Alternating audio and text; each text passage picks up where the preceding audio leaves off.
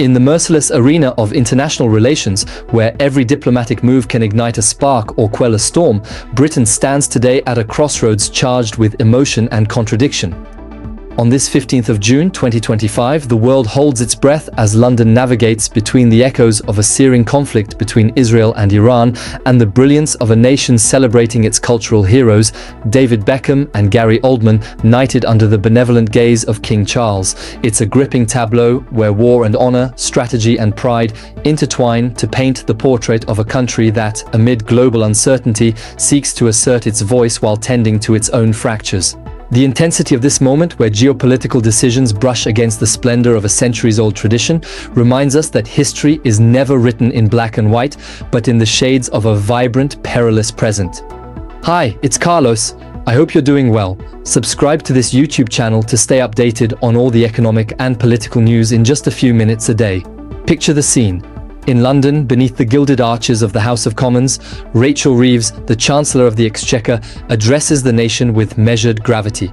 It's June 15, 2025, and her words, spoken on the set of Sky News, ripple like a shockwave. Britain, she says, might consider supporting Israel in its conflict with Iran, a statement that, though cautious, carries the weight of potential escalation. But she tempers it. The recent deployment of additional military jets to the Middle East is merely a precautionary measure aimed primarily at protecting British bases and personnel in a region where each day brings new tensions. This announcement comes as, the previous night, Israel and Iran exchanged fresh salvos of attacks, with Israeli Prime Minister Benjamin Netanyahu vowing reprisals of unprecedented scope. Reeves, ever the seasoned diplomat, calls for de-escalation, but her words betray a complex reality. The United Kingdom, loyal to its historical alliances, cannot ignore Israel's calls, a long-standing ally, while weighing the risks of deeper engagement against an increasingly belligerent Iran. This isn't the first time London has stood by Jerusalem. In April 2024, British planes shot down Iranian drones targeting Israel, and in October of the same year, 2 fighter jets and a refueling tanker attempted to intercept Iranian missiles, though they engaged no targets. These interventions, though limited, reflect strategic solidarity, but they unfold in a context where UK-Israel relations are far from harmonious. Just last week, London imposed sanctions on 2 far-right Israeli ministers, Itamar Ben-Gvir and Bezalel Smotrich, accused of inciting violence against Palestinians. A bold but controversial move, it sparked outrage in Israel, which branded the decision outrageous and promised a response. This diplomatic clash, coupled with updated travel advisories from the British Foreign Office, now urging against all travel to Israel, escalating from a prior warning against non-essential trips just 2 days earlier, underscores the tensions of a United Kingdom striving to balance its principles with its strategic interests. Yet, amid this geopolitical storm, another picture emerges, equally captivating. On the eve of these statements, June 14th, Britain turned to its heroes to celebrate King Charles's official birthday, marked by the traditional Trooping the Colour military parade. In an honours list embodying the soul of a nation, over 1,200 individuals were recognised, including 2 iconic figures, David Beckham, former captain of England's football team, and Gary Oldman, the Oscar-winning actor who portrayed Winston Churchill in Darkest Hour. Beckham, 50, is more than an athlete. From his beginnings at Manchester United, where he played nearly 400 matches, to stints at Real Madrid, LA Galaxy and AC Milan, he donned the England jersey 115 times, 58 as captain. His 1999 marriage to Victoria Beckham, former Spice Girl, made him a global icon, an ambassador of British style and sport. Oldman, 67, is a titan of cinema, rising from the stages of the Royal Shakespeare Company to global screens, with unforgettable roles in the Dark Knight trilogy, Harry Potter, and more recently, Slow Horses. Their knighthoods, alongside figures like Elaine Page, Pat Barker, Emma Bridgewater and Roger Daltrey, frontman of The Who, celebrate a Britain that, even in turmoil, honours its creative genius and cultural radiance. To grasp the scope of these events, we must dive into analyses from other sources like pieces of a puzzle enriching the picture. The BBC and The Guardian highlight that Britain's stance on the Israel-Iran conflict is a tightrope walk. London, loyal to its NATO role and alliances with Washington and Jerusalem, cannot ignore regional dynamics but fears entanglement in a conflict with unpredictable ramifications.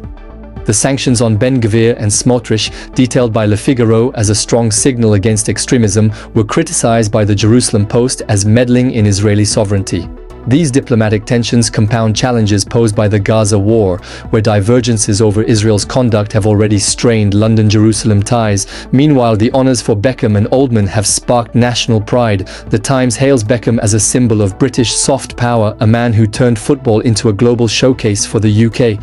Variety praises Oldman's eclectic career, from embodying Churchill to starring as a modern spy in Slow Horses, making him a national treasure. Sky Sports, in a vibrant tribute, notes that Beckham, beyond his athletic feats, redefined global celebrity, while The Independent sees these honors as an attempt to bolster national unity in times of crisis. The consequences of these events are manifold and profound. Geopolitically, Britain's stance risks complicating relations with other Middle Eastern players. Gulf states, key allies of London, closely monitor regional balances, and overt support for Israel could strain ties with partners like Saudi Arabia or the UAE. Conversely, a too distant stance could alienate the United States, Britain's chief ally, which staunchly backs Israel. Against Iran, any military involvement, even limited, risks escalation, with potential fallout for global energy supplies and the security of British bases in the region. The sanctions on Israeli ministers, though morally defensible to some, could prompt economic or diplomatic reprisals from Israel, a key partner in technology and defense. Domestically, travel warnings and military deployments may reignite debates over British foreign policy, already under scrutiny amid post-Brexit economic strains and inflation. Some in Parliament may criticize the government for apparent inconsistency.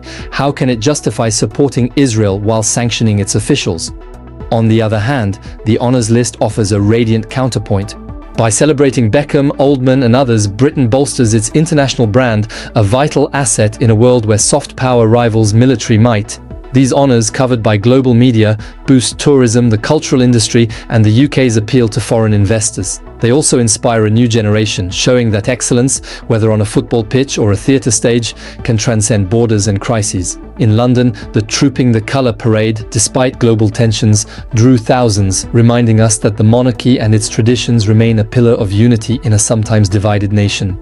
For Beckham, whose charitable foundation supports causes like children's education, and Oldman, an advocate for the arts, these honors amplify their influence, offering a broader platform to spread messages of hope and resilience. In conclusion, this June 15, 2025 marks a pivotal moment for Britain, a juncture where the shadows of war meet the light of glory. Rachel Reeves's statements on potential support for Israel, laced with caution but heavy with consequences, remind us that diplomacy is a delicate art where every word can reshape alliances and conflicts. The sanctions on Israeli ministers, though morally grounded, risk straining an already fragile relationship, while travel warnings signal a Middle East on the brink. Yet, amid this storm, the knighthoods of Beckham and Oldman, alongside other exceptional figures, offer a breath of fresh air, a reminder that Britain, despite challenges, remains a land of creativity and resilience. These two narratives, one of a nation grappling with global turmoil, the other of a country celebrating its heroes, do not clash. They complement each other, revealing the complexity of a British identity that, between shadow and light, continues to write its story.